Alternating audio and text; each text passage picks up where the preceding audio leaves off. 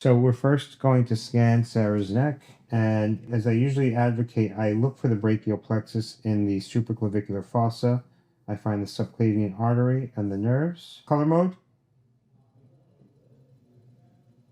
Okay, here's the subclavian artery, and the nerves are above it. I'm going to scan upwards into her neck. B mode, and the scalene muscles come into view. Anterior scalene on the right, and the middle scalene on the left, and the brachial plexus is between them.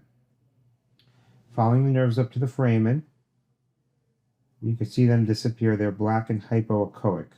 Scanning up her spine, I'm looking at the cervical foramen and the nerves going into the foramen. And after above the level of C5, the posterior tubercle is larger than the anterior tubercle. So that's one way to distinguish between C4 and C3 versus C5 and C6. C6 is Chasternak's tubercle, which is a larger tubercle, the largest actually of the anterior tubercles. So once again, the posterior tubercle is larger above C5, and that's more or less how we know we're around the level of C4. Also, the carotid artery will bifurcate, as you see here, at the level of C4 or C3 in most patients. Also, we see the sternocleidomastoid, and at this point, we could do a deep cervical plexus block by landing the needle on the posterior tubercle and injecting, which is good for surgeries such as carotid endarterectomy. Or we could do a superficial cervical plexus block, which gets the transverse cervical nerves, which is good for post-surgical pain syndromes of the neck or cervicalgia of the neck, as well as the supraclavicular nerve, which is ideal for clavicle fractures, and the lesser occipital nerve. Now, in this location, I tried to demonstrate on the patients before. The accessory nerve is sometimes hard to find, but it basically runs from the jugular foramen out towards the sternocleidomastoid and then laterally towards the trapezius as we go down the neck.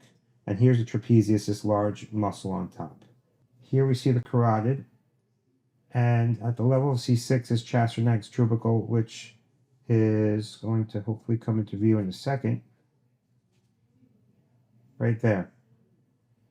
The large anterior tubercle of C6. The target for the stellate ganglion would be behind the carotid artery on top of the longus colli muscle, where you could either come laterally to medially or come medial to laterally through the thyroid. And as I look at the thyroid here with the trachea behind it, I don't see any major blood vessels, but the superior and inferior thyroid artery may come into view as I raise and lower my probe trying to find it. Color mode. So here's the vasculature, and I'm searching for the thyroid vasculature.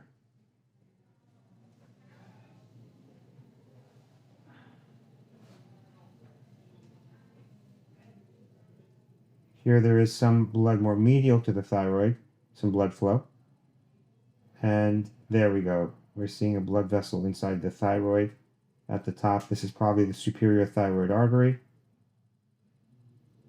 So this would be an ideal location to do this stellate ganglion block if we were to go transthyroid.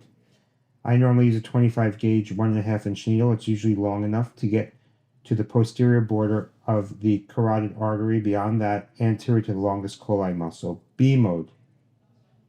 And the longus colli muscle is here lying on top of the cervical transverse process at the bottom of the screen.